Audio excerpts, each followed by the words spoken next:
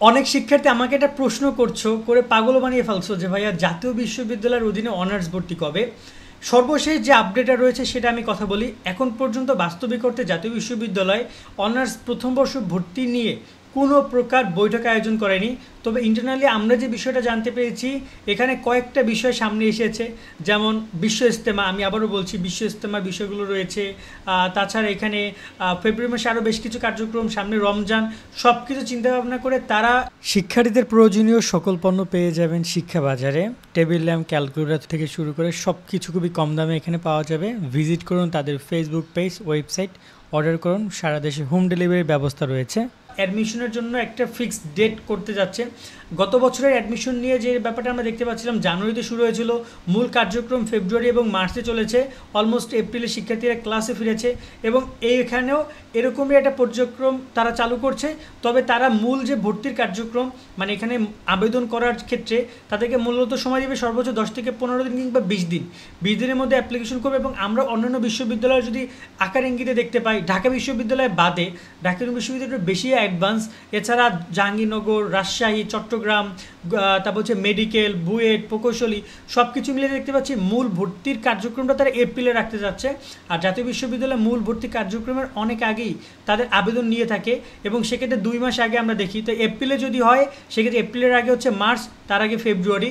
So ধারণা করা যাচ্ছে এই বছর আবেদনটা ফেব্রুয়ারিতে শুরু হবে, জানুয়ারিতে না, ফেব্রুয়ারিতে শুরু হবে আবেদন, অনলাইন আবেদন।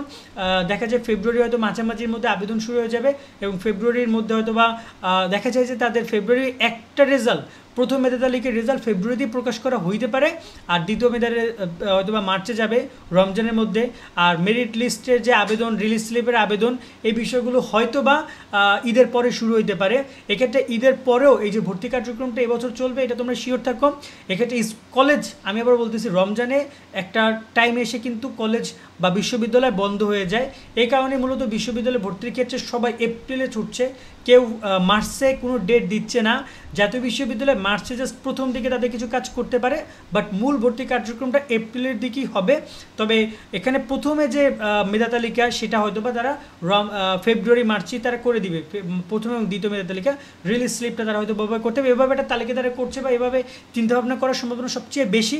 এবং আমরা যদি কথা বলি যে এবছর ভর্তির বিজ্ঞপ্তি নিয়ে কোনো কিছু চেঞ্জ হবে না, বিগত বছরগুলোর মতোই সিমিলার থাকবে সব কিছু। আমি বলছি পরীক্ষা পদ্ধতি, যেমন কোনো পরীক্ষা হচ্ছে না, সরাসরি জিপের ভিত্তিতে মূল্যায়ন। যোগ্যতার ক্ষেত্রেও একই কথা।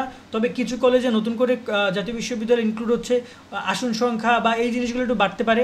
আর এক্ষেত্রে একটা কথা যোগ করতে চাই আমি এই ভিডিওতে, সেটা হচ্ছে 2024-এর যে এইচএসসি রেজাল্ট, যারা চলতি বছরের পরীক্ষার্থী, যারা মূল টার্গেট ব্যাচ অনার্সের জন্য, তাদের ক্ষেত্রে বলবো যে তোমাদের রেজাল্ট কিন্তু তুলনামূলক অনেক খারাপ।